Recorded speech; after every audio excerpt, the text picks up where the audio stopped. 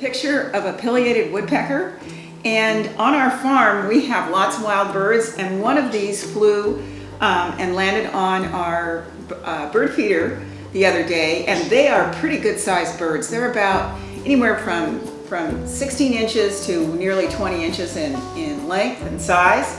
And so I got to thinking, would it be kind of fun to draw a woodpecker? So I love to do my reference, and since that woodpecker was out there and I only saw him for a few minutes or a few seconds, I went and got some research. This is actually a picture taken by one of my neighbors, turned it into a calendar. Lots of times calendars can be one of your best sources for pictures of things. So I've got this as my reference to draw from. And then, as usual, I like to look up some facts about woodpeckers, and we're going to talk about that as we kind of draw ours. I thought for today, let's just do our pileated woodpecker in pencil, and then maybe the next lesson we'll do this guy or this gal in color, and kind of enjoy doing that. Work on your skills and learn a little bit of something about things that are in the world around us. This is Art with Miss Therese. I'm Miss Therese, and we're going to get started. All you're going to need for this will be a little bit of paper, some white paper. That works probably the best. Scrap paper is fine. This is going to be doesn't have to be a final drawing, but even, you know what, even if you do it on scrap paper and it turns out really well, there's no reason that you can't save it and frame it. So this is my finished one, but we're going to start over again. And of course I drew it with my pencils with no erasers, but I did bring a pencil with an eraser out and just lifted some of the areas of pencil up to kind of indicate that's where those little feathers were.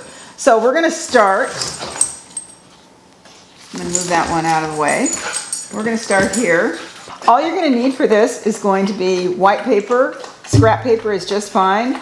If you like your picture, and even if it's on a piece of scrap paper, you can still always frame that and make that look good. I'm just using pencils. I've got my pencils without my erasers, but then I've got one with an eraser for a little special effect like we talked about at the beginning.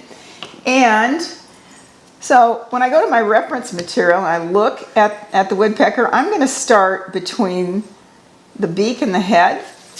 So I'm going to find a place on my paper, probably right about, how about there? I'm about maybe about a third of the way down my page.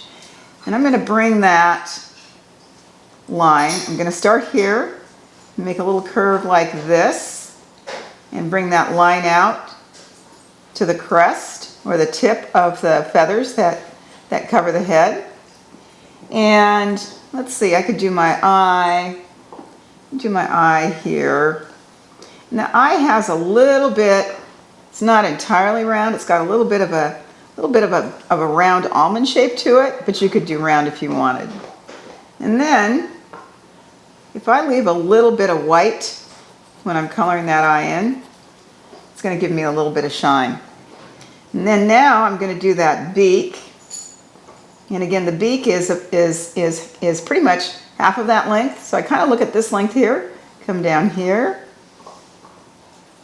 and I'm going to bring that, and the mouth is just kind of almost right underneath the eye. And that's the top part of the beak, and now this is the lower part of the beak. The beaks are self-sharpening, which is pretty interesting. And again, if you don't like your line, just kind of go over it again. Don't erase, just go over it again. I'm going to do a little nostril right there. And there's a curve here. So if you kind of want to do like a little curve here. And again, I like to kind of go back and sort of redirect my lines. And then what I'm going to do is I'm going to come down here and do the chest. And that chest is going to come pretty much, make that beak a little bit longer. That chest is going to come back kind of about as far as that goes there. And then I'm going to come back up to the crest here, and I'm going to do that neck. Their necks are really powerful. Their necks are very, very muscular and really powerful. So that's the head and the neck and the beginning of the chest. And then their wings, if you kind of look at this, he's kind of holding on to a tree. And so his wings are not, they're not out, they're kind of fixed, and they're sort of helping him kind of hang on to that tree.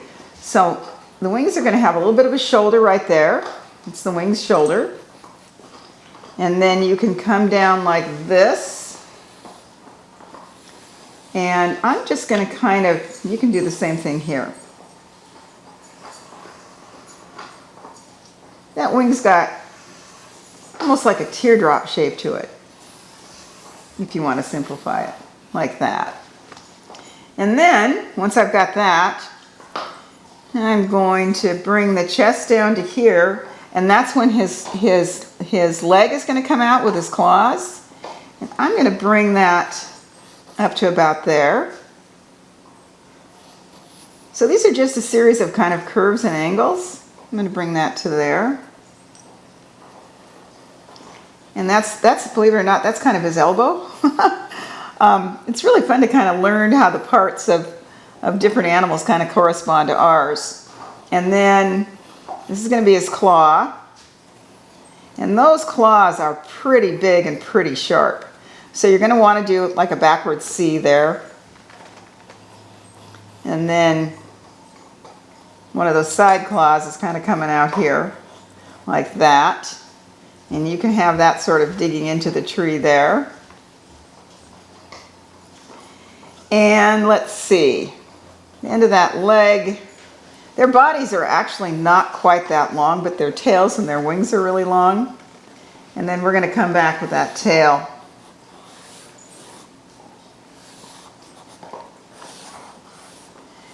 And he's kind of sort of bent in, kind of clinging on to that tree. And again, this is just a sketch for us. And so I'm going to do the tree trunk here. All right. Might even have it all the way down there. And so that's kind of the basic sort of shape. He's got another leg coming out here. You're not going to be able to see this one, but that one's going to be holding on to the other side of the tree. So that's kind of your basic shape. It's just going to be a teardrop for the wings, kind of two sort of long, narrow triangles for the tail feathers, and a curve for the chest, like that. A little leg coming out here with this. The first time you draw this, if it doesn't come out looking like mine, don't even worry about it. That's just fine. Now what we're going to do, you can see one of the ways we're going to identify this kind of cool woodpecker is by the markings on it. So when I'm looking at this, he or she, I'm not sure, is going to have almost like a bandit's sort of mask over the eye that's dark, like that. And then another streak is going to start here at right where the end of the beak is, and kind of go here, like that, leaving a little bit of white on their throat. And then, so you're going to have almost like a little lightning shape for the white on that bird. So again, we're going to start at where the beak attaches to the skull, and we're going to go underneath the eye, back this way, around this way. Then we're going to do the same thing here. Start at the corner of the mouth, kind of come up that way. And you can kind of vary that. And if you just want to do it plain, you can do it that way too. And then there's going to be a little bit of white on those wings, which almost looks like another sort of little kind of curvy lightning thing. So you can kind of see how this guy's sort of shaping up. And I think that's pretty close to, I think, what we want. Might put some bark in this tree, just so somebody knows that it's a tree. But the important part about this picture is going to be our woodpecker, right? So I'm going to come in with my pencil, and I'm going to use, by the way, there's just a little bit of a light circle around the outside of the eye, just a real small amount. I'm going to come back in with that scribbling technique that we've used before. And I'm just going to fill this in, just kind of color this in a little bit. And look what happens when you leave that little white spot when you do the eye. And again, I'm pressing a little bit harder here. When you do the eye, that's going to make it look a little bit more real. So I'm just going to press down like this. And then, you know, if you don't like your curves, say I came way out here, I could always kind of correct it into here, because this is just a sketch. We're just kind of sketching. So now what I'm going to do here, this is, that kind of goes to right there. Oh my goodness, the dogs are barking. So I'm going to come in here and color the black part. Hey guys. And this whole area, as you can see in my reference, all of this area is going to be black. So we just have a little bit of white. So with any kind of technique that you've done before, or if you're just doing this to begin with, I'm just sort of filling in with kind of long, sort of scribbly strokes like this, and just kind of letting my pencil and the lines kind of just define a little bit of the shape of the bird. You see when I kind of follow along like that, it's going to kind of give me a little bit of that shape. And again, I'm just kind of doing one layer here. Like that. And we're going to do the same thing here. It's kind of interesting with birds, the top feathers here are a little bit shorter. And then these feathers here are the flight feathers. Those are going to be a little bit longer. So if you wanted to kind of bring those in like this. And again, if this is a little complicated, I wouldn't even worry about it. You could color the whole thing in solid. If you just have the basic shape of the bird's body, that long, skinny, sharp beak, the head with a little bit of point on it, and these really powerful claws, you're pretty much set. And don't draw this just once. What I would do is I would draw it again and again until you have what you want. And then show somebody else how to draw. Now I'm coloring this part here of the tail a little bit darker because that's a little bit further away. Same with the leg that's on the other side. I'm going to go a little bit darker here with those wings, like that. And again, this is a black and white picture, but if you had a colored pencil and you want to go ahead and put a little bit of red there, in fact, I'm going to go find a colored pencil just for fun, and if you have a red crayon, maybe you could see if you could find that. Oh, and before we do that, let's finish doing the beak here. So this is their beak, which is really sharp, and that's going to go, he's going to hammer right into the wood. And what's interesting, when you study these birds, they have a really long tongue, and once they've drilled into the wood, it's going to go catch a bug or a termite or an ant, and so it's got to be a really long tongue. They store their tongue. Watch the way where my pencil goes. Their tongue pulls all the way back into their head, clear over the skull. It's really interesting.